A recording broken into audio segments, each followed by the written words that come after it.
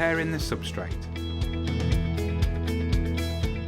Arrange the tiles on the ground to decide the desired layout.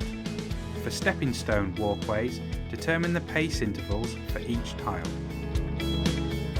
Leave wider joints between the tiles to allow the grass to grow between them.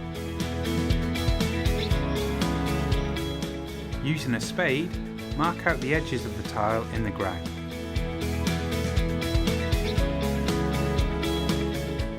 Lift the tile and dig out the marked area to a depth of approximately 6 centimetres.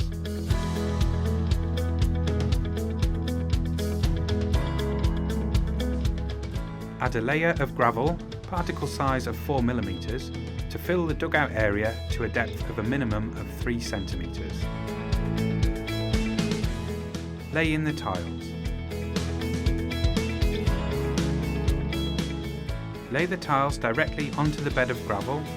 Using a rubber mallet, tap the edges of the tile until it is level with the ground surface. When tapping the tiles, we recommend the use of a white rubber mallet to help prevent marking the tiles.